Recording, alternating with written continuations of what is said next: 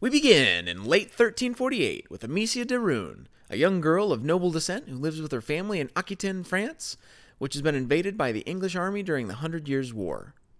Her younger brother, Hugo, has been sick since birth with a mysterious illness.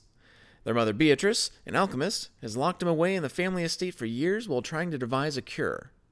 While hunting with her father, Robert, in the forest, Amicia encounters signs of blight, and her dog, Leon, is gruesomely consumed by an unseen entity.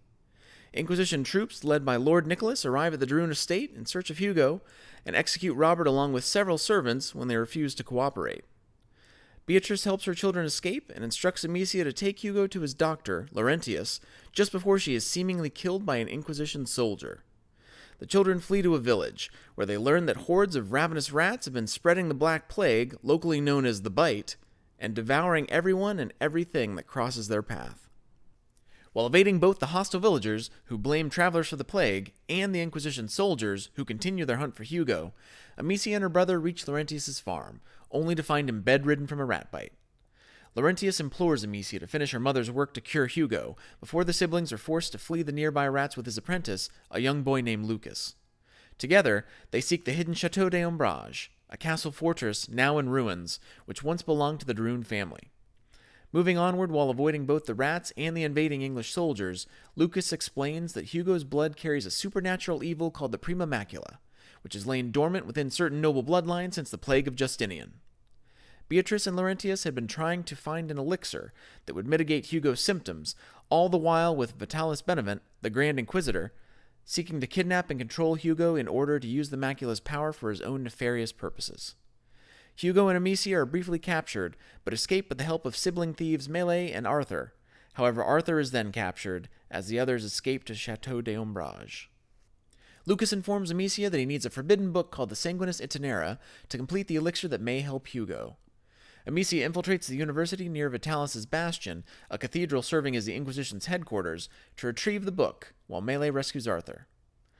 Amicia recovers the book and encounters a young blacksmith named Roderick, who helps her escape. Arthur conveys what he overheard while imprisoned to the rest of the group, that Beatrice de Rune is alive and in the Inquisition's custody.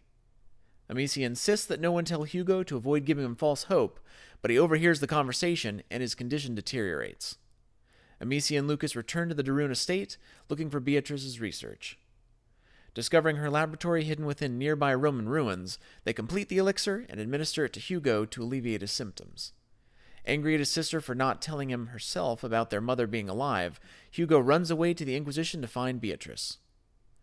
Vitalis injects himself with Hugo's blood, allowing him to harness the power of the macula, but the elixir Lucas administered to Hugo has delayed the macula's development, preventing its full power from activating.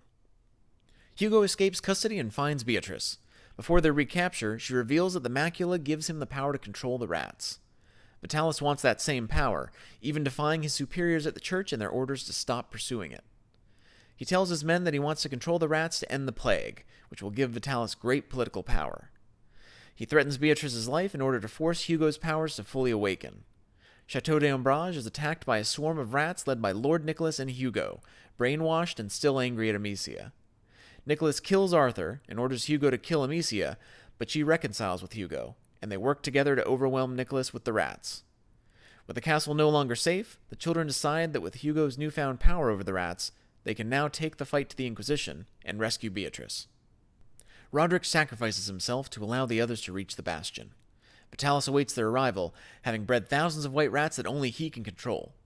Vitalis and Hugo use their powers to send hordes of rats at each other until Amicia is finally able to kill Vitalis with her sling when an opening presents itself, ending the threat at last. 3 days later, both the rats and the plague have disappeared, and life begins to return to normal, although many remain wary of Hugo and his power, including Melee, who leaves the group to go her own way. Amicia, Hugo, Lucas, and an ailing Beatrice head out in search of a new home.